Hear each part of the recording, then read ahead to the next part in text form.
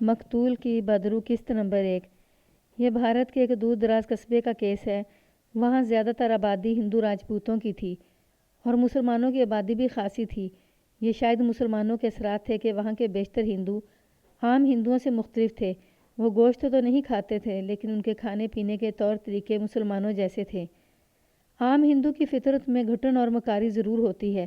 وہ زمین کے نیچے سے وار کیا کرتا ہے اور سامنے آ کر ہاتھ جوڑ کر جھک جاتا ہے۔ اس قصبے کے ہندو ایسے نہیں تھے۔ وہ مسلمانوں کے ویسے ہی دشمن تھے جیسے ہر ہندو ہوا کرتا ہے، مگر ان کا انداز عام ہندوؤں جیسا نہیں تھا۔ ان کے دلوں میں مسلمانوں کی نفرت تھی، لیکن اظہار کسی اور طریقے سے ہوتا تھا۔ عام ہندو عداوت کی بنا پر مسلمانوں کی طرح کسی کا قتل نہیں کیا کرتا تھا، کیونکہ ہندو اتنی دلیر قوم نہیں۔ میں جس قصبے کی بات کر رہا ہوں، وہاں کے ہندو راجپوتوں میں ایسی دلیری پائی جاتی تھی کہ ضرورت پڑتی تو آپس کے جھگڑے ڈانگ سوٹے سے طے کر لیا کرتے تھے۔ ایک روز ایک ہندو تھانے میں آیا، کہنے لگا کہ اس کا جوان بیٹا لاپتہ ہو گیا ہے۔ اس زمانے میں جوان بیٹے اور جوان بیٹیاں آج کی نسبت بہت کم لاپتہ ہوا کرتی تھیں۔ میں نے سنا کہ لاپتہ ہونے والا جوان بیٹا تھا۔ پہلا تو یہ خیال آیا کہ خود ہی کہیں چلا گیا ہوگا۔ میں نے پوچھا کہ کب غائب ہوا ہے، تو باپ نے بتایا 5-6 دن گزر گئے ہیں۔ باپ کو بھی میری طرح شک تھا کہ کہیں چلا گیا ہوگا، اسی لیے اس نے 5-6 دنوں بعد محسوس کیا کہ کوئی گڑبڑ ہے۔ لاپتہ ہونے والے کا نام سریش تھا۔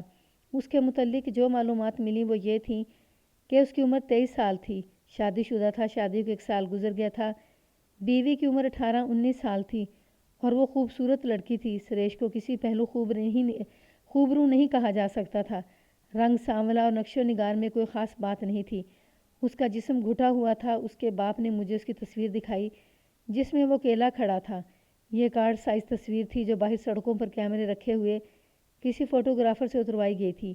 میرے پوچھنے پر باپ نے بتایا کہ ان کی کسی کے ساتھ ایسی دشمنی نہیں کہ کوئی انتقامی کارروائی کے طور پر اسے یوں غائب کر دیتا۔ اس کی ازدواجی زندگی بھی کوئی ایسی بری نہیں تھی کہ گھر سے بھاگ جاتا یا کہیں جا کر خودکشی کر لیتا۔ اس سے پہلے وہ کبھی باہر نہیں گیا تھا، کیونکہ ان کا کوئی رشتہ دار کہیں باہر نہیں تھا۔ اس کا کوئی عزیز دوست بھی کسی دوسرے شہر یا قصبے میں نہیں تھا کہ اس کے پاس چلا گیا ہوتا۔ اس کے باپ نے بتایا کہ کوئی ہوتا بھی تو وہ نہ جاتا۔ وہ کبھی بھی رات کو گھر سے غیر حاضر نہیں ہوا تھا۔ ہو سکتا ہے اس کی اپنی کسی دوست کے ساتھ دشمنی ہو۔ میں نے پوچھا کیا آپ کو اس کے کسی دوست پر شک ہے؟ میں نے دیکھا کہ وہ جواب دیتے جھجک رہا تھا، جیسے کچھ چھپانے کی کوشش کر رہا ہو یا جیسے فیصلہ نہ کر سکتا ہو کہ یہ بات بتائے یا نہ بتائے۔ میں نے اس کی جھجک کو بھانپتے ہوئے اس کی حوصلہ افزائی کی، مگر وہ کبھی مسکراتا تھا، کبھی سنجیدہ ہو جاتا تھا۔ اگر آپ برا نہ مانے تو کہوں، اس نے خوش آمدیوں جیسے لہجے میں کہا، آپ بھی آخر مسلمان ہیں۔ میں نے بڑا لمبا لیکچر دے کر کہا کہ وردی میں میرا کوئی مذہب نہیں، اور وہ اگر کوئی بات دل میں رکھے گا تو اسے اس کا بیٹا نہیں ملے گا۔ وہ پھر بھی بات کرتے ہوئے ڈرتا رہا۔ میرا ایسا ہی ہندو تھا۔ میں نے اسے بلایا اور کہا کہ اس کا ڈر دور کرے۔ اس کی شہ پر اس نے بات کی۔ سریش کی دوستی مسلمان لڑکوں کے ساتھ تھی۔ اس نے کہا، ہم لوگ اپنے لڑکوں کو مسلمان لڑکوں کو دوستی سے منع کیا کرتے ہیں۔ مسلمان گوشت کھانے والی قوم ہے، اسی لیے مسلمانوں میں ایسی عادتیں پیدا ہو گئی ہیں جو ہندوؤں میں نہیں ہونی چاہیے۔ مجھے ہنسی آ گئی۔ میں نے اس کی اور زیادہ حوصلہ افزائی کی اور کہا، ہندو اور مسلمان میں جو فرق ہے وہ میں اچھی طرح جانتا ہوں۔ میں اپنے کام کی بات سننا چاہتا ہوں۔ مجھے ان مسلمان لڑکوں کے نام بتاؤ جن کے ساتھ سریش کی دوستی یا دشمنی تھی۔ یہ بھی بتائیں کہ دشمنی کیسی تھی۔ کیا دشمنی اتنی زیادہ تھی کہ انہوں نے یا ان میں سے کسی ایک نے اسے غائب کر دیا ہے؟ میں یہ نہیں بتا سکتا کہ اس کی دشمنی کس کے ساتھ تھی یا نہیں۔ اس نے جواب دیا، وہ زیادہ تر انہی کے ساتھ رہتا تھا۔ میں نے سنا ہے کہ وہ تاش کھیلتے تھے۔ ایسا ہو سکتا ہے کہ وہ جوا بھی کھیلتے ہوں اور جوئے بازی میں ان کے درمیان کوئی گڑبڑ ہو گئی ہو۔ آپ جانتے ہیں کہ مسلمان بدماشی میں آخری حد تک پہنچ جایا کرتے ہیں۔ اس نے بات پتے کی کہی تھی۔ یہ اشارہ بڑا اچھا تھا۔ اس نے مجھے سریش کے 3 دوستوں کے نام بتائے۔ میں نے اس سے کچھ اور ضروری باتیں پوچھ کر رپورٹ درج کر لی اور جو کاغذی کارروائی کرنی تھی کر لی۔ یہ ہندو درمیانے درجے کا دکاندار تھا۔ اس نے اپنے بیٹے کی شادی ایک امیر آڑتی کی بیٹی سے کی تھی۔ صرف ایک شک رہ گیا تھا۔ ہندو آڑتی تھوک فروش اور ساہوکار ہفتے میں ایک بار ارد گرد کے دیہات میں وصولیوں کے لیے جایا کرتے تھے۔ مجھے شک ہوا کہ سریش وصولیوں کے لیے گیا ہوگا اور واپسی میں راہ زنوں کے ہاتھ چڑھ گیا ہوگا۔ اس کے باپ نے یہ کہہ کر میرا شک رفع کر دیا کہ دیہات کے کسی بھی دکاندار کے ساتھ اس کا کوئی کاروبار نہیں اور وہ ساہوکارہ بھی نہیں کرتا۔ سریش کے 3 دوست میرے بلاوے پر تھانے میں آئے، تینوں مسلمان تھے۔ ان سے میں نے الگ الگ پوچھ گچھ کی۔ ان میں سے ایک رسالدار میجر کا بیٹا تھا، باپ سروس میں تھا، اس کی زمین خاصی تھی جس کی دیکھ بھال کے لیے نوجوان گھر رہتا تھا۔ اس کی ماں اور بہن بھائی بھی قصبے میں ہی تھے۔ رسالداروں اور صوبیداروں کے بیٹے عموماً خود سر اور آوارہ ہوا کرتے تھے۔ جب جوان ہوتے تھے تو فوج میں بھرتی کرا دیے جاتے تھے۔ 18-19 سال کی عمر کا یہ نوجوان امیر زادہ لگتا تھا۔ دوسرا ایک ذمہ دار کا بیٹا تھا، اس کا انداز بھی امیر زادوں والا تھا، اور تیسرا ایک خوشحال بیوہ کا بیٹا تھا۔ تینوں کو دیکھ کر میرا پہلا تاثر یہ تھا کہ عیاش، خوش طبع، بے فکر اور آوارہ ہیں۔ مجھے بتایا گیا تھا کہ سریش میں خوبصورتی والی کوئی بات نہیں تھی۔ یہ تینوں نوجوان شکلوں، صورت اور جسموں کے لحاظ سے پرکشش تھے۔ اس سے میرے ذہن میں سریش کی بیوی کے متعلق کچھ اور شکوک پیدا ہوئے۔ تینوں کو میں نے الگ الگ اپنے پاس بٹھایا اور ان کے ساتھ اپنے ہم جولیوں کی طرح باتیں کی۔ ان میں سے ہر ایک میرے ساتھ بے تکلف ہو گیا۔ تینوں نے ایک ہی جیسی باتیں بتائیں۔ میرے پوچھنے پر انہوں نے بتایا کہ سریش زندہ دل ہے، عادات و اطوار مسلمانوں جیسی ہیں اور صرف مسلمانوں کے ساتھ اٹھتا بیٹھتا ہے۔ وہ ان دوستوں کے گھروں کا پکا ہوا گوشت بھی کھایا کرتا تھا۔ یہ سب تاش کھیلا کرتے تھے اور کبھی کبھی چند آنوں کی بازی لگا کر جوا بھی کھیل لیتے تھے، لیکن جوا ان کی عادت نہیں، کبھی کبھار کا شغل تھا۔ ان میں سے جو سب سے زیادہ جیت جاتا وہ جیتے ہوئے پیسے سب کو کھلا دیتا تھا۔ میں نے بہت کریدا، بہت جیرا کی، بات سے بات نکالی، لیکن مجھے ہلکا سا بھی اشارہ نہ ملا کہ ان میں سے کسی کی بھی سریش کے ساتھ دشمنی تھی۔ میں نے ان سے پوچھا کہ وہ کہاں چلا گیا ہوگا۔ تینوں نے الگ الگ ایک ہی جیسا جواب دیا کہ انہیں کچھ پتہ نہیں اور وہ خود حیران ہیں کہ وہ کہاں غائب ہو گیا ہے۔ سریش کے باپ اور دوسرے رشتہ داروں نے بھی ان لڑکوں سے پوچھا تھا کہ وہ کہاں گیا ہے اور کیوں گیا ہے۔ میں نے تینوں کو اکٹھا بٹھا لیا اور انہیں کہا کہ سوچو، شاید کوئی وجہ یا کوئی اشارہ تمہارے ذہن میں آ جائے۔ کیا وہ لاپتہ ہونے سے پہلے پریشان تھا؟ وہ خوش رہنے والا لڑکا تھا، ایک نے جواب دیا، لیکن جب پریشان ہوتا تو بہت ہی زیادہ پریشان ہوتا تھا۔ پریشانی کی وجہ اس کی بیوی ہے، وہ اسے خوش نہیں رہتی، اکثر اپنے ماں باپ کے ہاں چلی جاتی ہے۔ ہمیں یقین ہے کہ وہ سریش کو پسند نہیں کرتی، کسی اور کو پسند کرتی ہوگی، میں نے کہا، اسی لیے زیادہ تر میکے میں رہتی ہے۔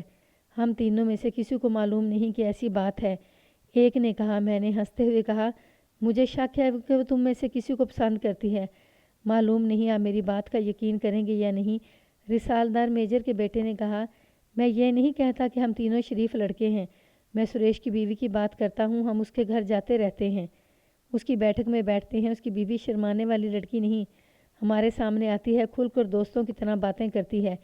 کئی بار باہر کھیتوں میں ندی پر ہم میں سے کسی نہ کسی کو ملی ہے، رک کر گپ شپ بھی لگاتی ہے، لیکن اللہ جانتا ہے کہ ہم تینوں میں سے کسی نے بھی کبھی نیت خراب نہیں ہونے دی۔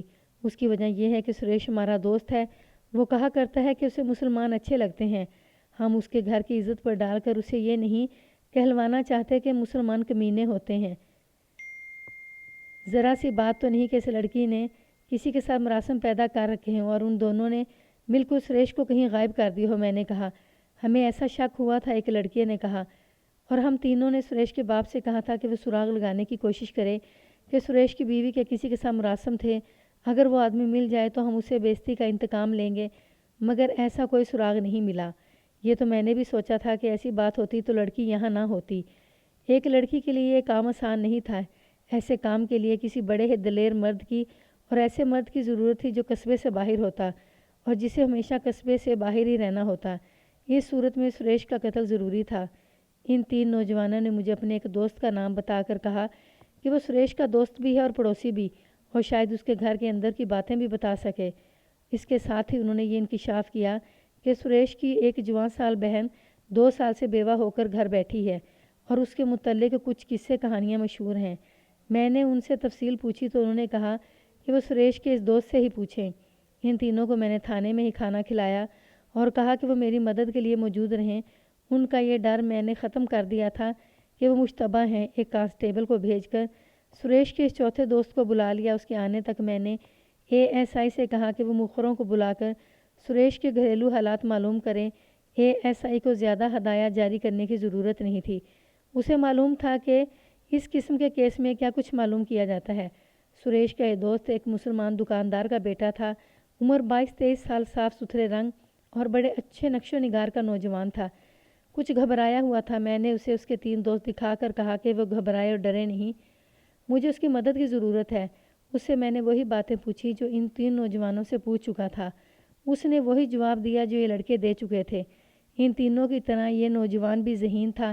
میں نے اسے کہا کہ وہ سریش کی بیوی کے متعلق بہت کچھ جانتا ہوگا کیونکہ اس کے پڑوس میں رہتا ہے۔ چال چلن کی بہت بری لگتی ہے، اس نے جواب دیا، لیکن پوری طرح پاک اور صاف ہے۔ وہ خوبصورت، ہنس مکھ اور بچوں کی طرح کھلنڈری ہے۔ شرماتی نہیں، مردوں کی طرف دیکھتی ہے تو ایسے لگتا ہے جیسی اس کی آنکھیں بھی مسکرا رہی ہوں۔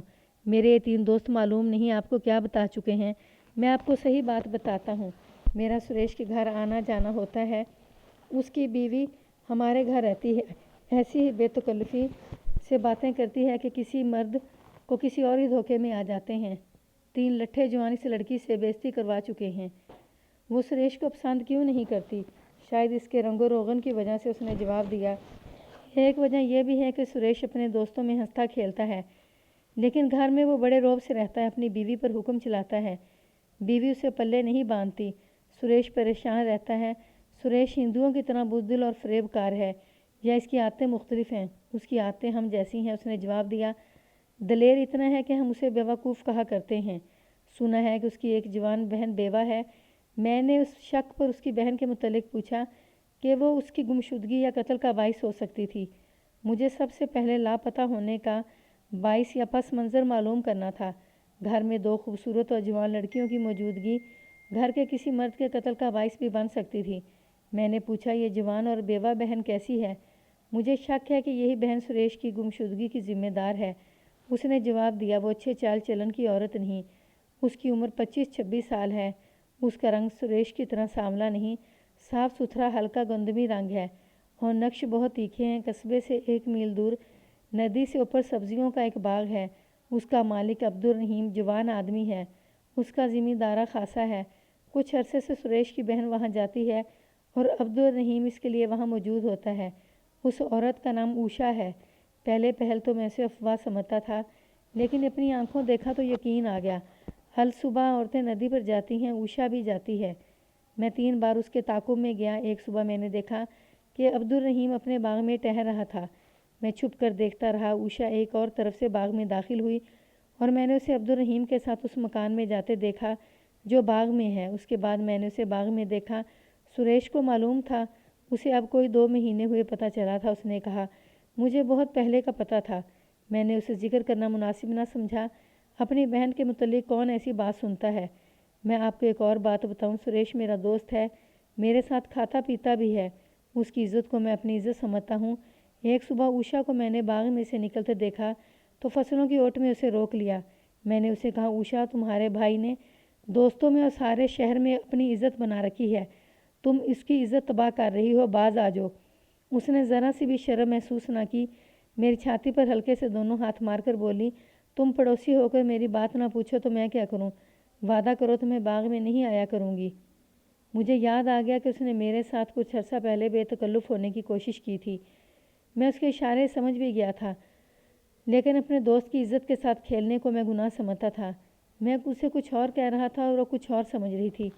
میں نے اسے پھر اچھی طرح سمجھانے کی کوشش کی تو بھی وہ نہ سمجھی۔ کہنے لگی، میں وعدہ کرتی ہوں کہ اس کے پاس نہیں جایا کروں گی، ساری عمر کے لیے تمہاری ہو جاؤں گی۔ مجھے مسلمان کر لو اور میرے ساتھ شادی کر لو۔ مجھے خامد کی ضرورت ہے، مجھے خامد کی محبت چاہیے۔ میں تنہائی کی زندگی سے تنگ آ گئی ہوں۔ اگر مجھے کوئی کسی سے ملنے ملالنے سے روکے گا تو میں اپنے آپ کو ختم کر لوں گی۔ اس کے آنسو بہنے لگے اور میں اسے وہیں کھڑا چھوڑ کر آ گیا۔ یہاں میں آپ کو ہندوؤں کے ظلم اور بے رحمی کے متعلق کچھ بتاتا ہوں جو بیوہ عورتوں پر کرتے ہیں۔ اب نئی تہذیب کے ہندو شاید اس پابندی کو قبول نہیں کرتے، لیکن ایسے مثالیں بہت ہی کم ہیں۔ ان کے ہاں پابندی یہ ہے کہ بیوہ دوسری شادی نہیں کر سکتی، خواہ وہ شادی کی ایک ہی رات گزار کر بیوہ ہو جائے۔ بچوں والی عورت بیوہ ہو جائے تو وہ بچوں سے دل لگا لیتی ہے، مگر نوجوانی اور بھرپور شباب میں عورت بیوہ ہو جائے تو وہی جانتی ہے کہ اس پر کیا گزرتی ہے۔ جیسا کہ سریش کی بہن اوشا نے کہا تھا کہ مجھے خامد کی محبت کی ضرورت ہے، وہ تنہائی کی زندگی سے تنگ آ گئی تھی۔ یہ جو آپ اخباروں میں پڑھا کرتے ہیں کہ بھارت میں فلاں شہر میں ہندوؤں نے مسلمانوں پر حملہ کر دیا اور ان کی عورتوں کی بے حرمتی کی، اس سے ہمارا خون کھولا کرتا ہے۔ ہندوؤں کے لیے عورت کی بے حرمتی کوئی خاص بات نہیں۔ 1947 میں مشرقی پنجاب اور کشمیر میں ہندوؤں نے مسلمانہ کا قتل عام کیا تھا اور بہت بڑے پیمانے پر مسلمان عورتیں اغوا اور بے آبرو کی تھیں۔ یہ ہندوؤں کے لیے کھیل ہے۔ اپنی عورتوں کے ساتھ بھی وہ ایسا ہی سلوک کیا کرتے ہیں۔ یہ تو ہندوؤں میں رسم تھی کہ کوئی آدمی مر جائے تو اس کی بیوی کو اس کی لاش کے ساتھ زندہ جلا دیا جایا کرتا تھا۔ ظالمانہ رسم قانوناً مغلوں نے ختم کی تھی۔ بھارت کے موجودہ قانون میں بھی یہ جرم ہے، لیکن یہ رسم جسے ستی کہتے ہیں ہندوؤں کے ہاں ابھی تک موجود ہے اور معلوم ہوتا ہے کہ ہندو اسے سر نو زندہ کر رہے ہیں۔ بھارت سے ستی کی خبریں آتی رہتی ہیں۔ ستی کو جرم قرار دیے جانے کے بعد بعض ہندو اپنی جوان بیوگان کو متھرا بنارس باہر دوار بھیج دیتے ہیں۔ ان کے بہت بڑے مندر ہیں۔ یہ جوان عورتیں وہاں دنیا سے تعلق توڑ کر خاموش زندگی گزارتی اور پنڈتوں کی عیاشی کا ذریعہ بنی رہتی ہیں۔ ہندوؤں نے جگہ جگہ آشرم کھول رکھے ہیں جو ایک طرح کے دارالامان ہیں۔ کچھ بیوہ لڑکیاں وہاں بھیج دی جاتی ہیں۔ آپ نے میرے بھائی دلبر حسین رضوی کی ایک تفتیشی کہانی پڑھی ہوگی جس میں انہوں نے ان آشرموں میں عورتوں کی درپردہ درندگی کے بارے میں بڑی شرمناک تفصیلات پیش کی ہیں۔ ہر عورت جسمانی نہیں بلکہ روحانی تسکین چاہتی ہے، خاوند کا دلی پیار چاہتی ہے، بچے چاہتی ہے اور گھر آباد کرنا چاہتی ہے۔ یہ اس کی فطرت کے مطالبے ہیں جو پورے نہ ہوں یا انہیں زبردستی دبا دیا جائے تو اس قسم کی وارداتیں ہوتی ہیں جو میں آپ کو سنا رہا ہوں۔ سریش کے اس دوست نے مجھے بتایا، سریش کو جب پتہ چلا کہ اس کی بہن عبدالرحیم کے پاس جاتی ہے تو وہ بہت پریشان رہنے لگا۔ ایک روز اس نے مجھے بتایا کہ عبدالرحیم کے ساتھ اس کی لڑائی ہو گئی ہے اور اس نے عبدالرحیم سے کہا ہے کہ اسے زندہ نہیں چھوڑے گا۔ یہ کب کا واقعہ ہے؟ مشکل سے 1 مہینہ گزرا ہے، اس نے جواب دیا۔ سریش بہت بھڑکا ہوا تھا۔ اپنی بہن کو بھی اس نے مارا پیٹا ہوگا، میں نے کہا۔ یہ اس کی ایک اور مجبوری ہے، اس نے کہا۔ وہ اپنی بہن کی طرف آنکھ اٹھا کر بھی نہیں دیکھ سکتا۔ اوشا دراصل شیطان فطرت عورت ہے۔ سریش کی بیوی صرف سریش کو ہی ناپسند نہیں کرتی، اسے اس خاندان سے نفرت ہے، جس کی وجہ یہ ہے کہ اوشا طبیعت کی غسیلی ہے۔ وہ سریش کی بیوی کے پیچھے پڑی رہتی ہے۔ میں ان کے پڑوس میں رہتا ہوں، ان کے گھر آئے دن لڑائی جھگڑا رہتا ہے۔ سریش کے ماں بھی اور باپ بھی اوشا کا ساتھ دیتے ہیں۔ وہ سریش کی سنتے ہی نہیں، اس کی بیوی سے بزدل اور نہ جانے کیا کیا کہتی ہے۔ وہی سریش جو باہر صحیح معنوں میں جوان مرد اور دلیر ہوتا ہے، گھر میں جیسے مر ہی جاتا ہے۔ اس کے لیے دوسری مصیبت اس کے سسرال نے کھڑی کر رکھی ہے۔ اس کی بیوی اپنے ماں باپ کو جا کر بتاتی ہے کہ سریش کے گھر والے اس کے ساتھ کیا سلوک کرتے ہیں۔ اس کے جواب میں لڑکی کے ماں باپ سریش کے پیچھے پڑ جاتے ہیں اور اس کی خوب بے عزتی کرتے ہیں۔ وہ امیر کبیر لوگ ہیں اور اثر و رسوخ والے بھی ہیں، اس لیے وہ سریش کے ساتھ بہت برا سلوک کرتے ہیں۔ اس سے وہ اور بھی زیادہ پریشان رہتا تھا۔ تمہاری اپنی رائے کیا ہے؟ میں نے اس سے پوچھا کہ وہ گھر کے حالات سے تنگ آ کر گھر سے بھاگ گیا ہے۔ میری رائے تو یہی ہے، اس نے جواب دیا۔ بہن بدکار ہو اور بھائی کے سر پر چڑھی رہے اور بھائی اس کو کچھ نہ بگاڑ سکے تو ایسے بھائی کو خودکشی کر لینی چاہیے یا وہ منہ چھپانے کے لیے گھر سے بھاگ جائے۔ میرے عزیز بھائی، میں نے اسے کہا، تم میری بہت مدد کر سکتے ہو۔ سریش کے گھر کے حالات دیکھتے رہو، اپنے گھر کی عورتوں سے کہو کہ وہاں جا کر اس کی ماں، بہن اور بیوی کی باتیں سنا کریں۔ شاید کوئی کھرا کھوج، کوئی سراغ مل جائے۔ اگر باغ والے عبدالرحیم کے ساتھ تمہاری دوستی یا میل ملاقات ہو تو اس پر بھی نظر رکھو۔ اس کے ساتھ تمہاری لڑائی ہے۔ اس نے کہا، میں اور یہ تینوں لڑکے ایک روز عبدالرحیم کے پاس گئے تھے اور اسے کہا تھا کہ سریش ہمارا دوست ہے، ہم دوستی کا حق ادا کرنے آئے ہیں اور تم اس کی بہن کی عزت کے ساتھ نہ کھیلو۔ وہ 2 بچوں کا باپ ہے۔ ہنس پڑا اور کہنے لگا کہ تم بچے ہو، ابھی ان کاموں میں نہ پڑو۔ ہم نے اسے برخورداری سے کہا کہ اس بدکاری سے باز آ جائے۔ اس نے کہا، تم چاروں ہندو کی دوستی کو ترک کر دو۔ ہندو ہمارا دشمن ہے، جس روز ہندوؤں کو موقع ملے گا وہ ہمیں قتل کریں گے اور ہماری عورتوں کو خراب کریں گے۔ تم نادان ہو۔ اس کے ساتھ بحث ہوتی رہی اور وہ غصے میں آ گیا۔ ہم نے اسے کہا کہ ہم دوستی کا حق ادا کر کے ہی رہیں گے۔ وہ کہنے لگا، تم مجھے قتل کرو گے؟ ہمارے ایک دوست نے کہا کہ ہم جو کچھ کریں گے کسی کو پتہ نہیں چلے گا اور تم زندہ رہے تو ساری عمر یاد رکھو گے۔ وہ بڑا ڈھیٹ آدمی ہے، کہنے لگا، میں تمہارے ماں باپ کو بتاؤں گا کہ تم سریش کی بہن اور بیوی کے جال میں پھنسے ہوئے ہو اور تم چوری چکاری کے انہیں مال کھلا رہے ہو۔ اس کی اس دھمکی سے ہم کچھ ڈر گئے، لیکن ہم نے اسے دھمکیاں دیں اور آ گئے۔ اس کے 2-4 دن بعد کی بات ہے کہ میں نے اوشا سے بات کی تھی کہ وہ اپنے بھائی کی عزت کو برباد نہ کرے، لیکن اس نے بات سمجھنے کی بجائے مجھے پھانسنے کی کوشش کی۔ میں نے اپنے ان دوستوں کو بتایا اور انہیں کہا کہ عبدالرحیم نے اس لڑکی پر زبردستی قبضہ نہیں کر رکھا، وہ اپنی مرضی سے وہاں جاتی ہے، ہمیں اس مصیبت میں پڑنے کی ضرورت نہیں۔ اس نوجوان سے مجھے بہت کچھ مل گیا۔ کچھ اور بھی اس سے پوچھا اور میرے ذہن میں 2 شکوک پختہ ہو گئے۔ ایک یہ کہ سریش گھر کے حالات اور بہن کے چال چلن سے تنگ آ کر بھاگ گیا ہے۔ دوسرا یہ کہ اس نے عبدالرحیم کے ساتھ لڑائی مول لی۔ پھر اس کے دوستوں نے عبدالرحیم کو دھمکیاں دی اور ان کا جھگڑا ہوا۔ عبدالرحیم نے سریش کو قتل کر دیا یا کروا دیا، لہٰذا میرا مشتبہ نمبر 1 عبدالرحیم تھا۔ میں اسے نہیں جانتا تھا۔ ہر تھانے دار اپنے علاقے کے سرکردہ افراد سے واقف ہوتا ہے، خواہ وہ نیک کاموں میں سرکردہ ہوں خواہ جرائم میں۔ عبدالرحیم سے میں واقف نہیں تھا، میرے سامنے اس کا ذکر کبھی نہیں آیا تھا۔ اس کا مطلب یہ تھا کہ وہ کوئی خاص آدمی نہیں تھا۔ میرا ایک کانسٹیبل اسے جانتا تھا۔ اس نے بتایا کہ عبدالرحیم خوشحال ذمہ دار ہے اور وہ نیک نام نہیں، مختصر یہ کہ اس کے متعلق مجھے ایسی رپورٹ ملی جس نے میرا شک مزید پختہ کر دیا، لیکن اس کے خلاف مجھے کسی ٹھوس شہادت کی ضرورت تھی۔